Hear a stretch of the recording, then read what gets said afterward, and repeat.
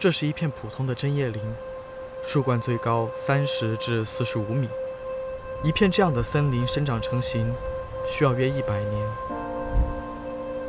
这是一片燃烧中的针叶林，火焰温度约900度。这场大火摧毁15万平方千米的树木，仅花了2天。除此以外，扑救火灾的期间，还有31条年轻的生命永远留在了这里。森林火灾突发性强，破坏力大，一旦火场形成，很难控制。所以比起扑救已扩大的山火，提前防治显得尤为重要，而这便是护林员的职责之一。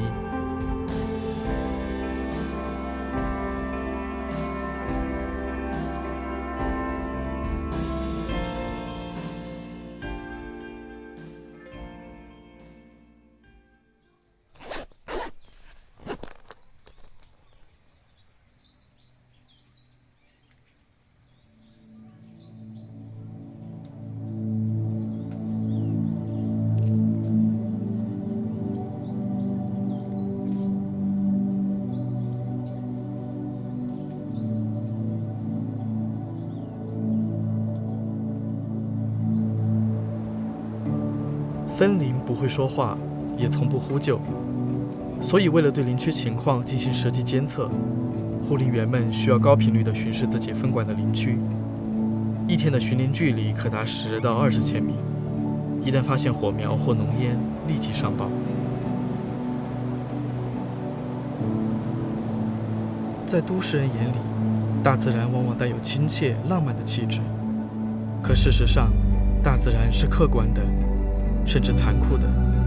同样，巡林工作也和很多人想象不同，它并非悠闲的公园漫步，反而充满艰辛和危险。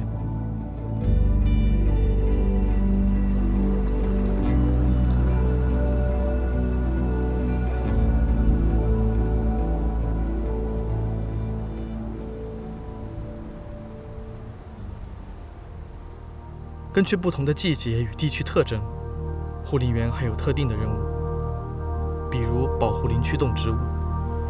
动物与树木为森林带来生机，同样也会为其招致灾厄。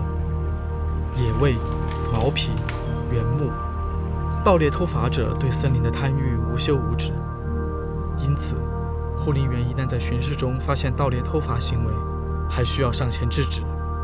即使在这没有人烟与监控的野外，一句口头劝阻就可能引来持械攻击。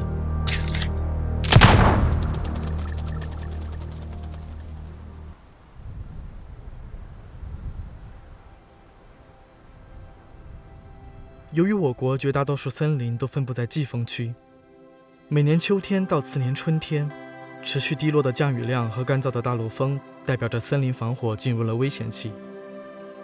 这时，不仅会有护林员在山下对进山人员排查有无携带火种及科普防火知识，还会有护林员在防火瞭望塔上长期驻守。为了最大化视野范围，瞭望塔一般建于山顶或其他制高点。驻守的护林员时刻搜寻视野内的林区有无火情或潜在隐患，若观测到火灾，便从高处为救火团队指明方位。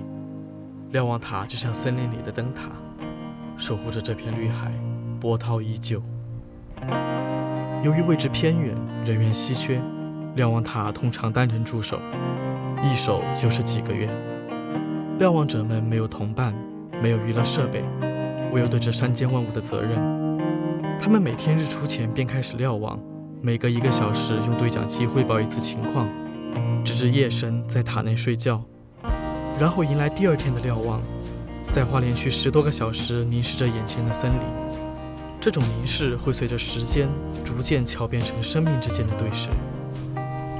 人是单个生命的载体，森林是数万生命的集合。人在地视着森林有无险情，森林在审视着人是否坚守如初。当我们描述他们时，总会不经意间深化着坚守和奉献。毕竟，守护生命已经成了他们生命的一部分。而相反的是，他们对自己生涯的总结，却往往朴实且风轻云淡。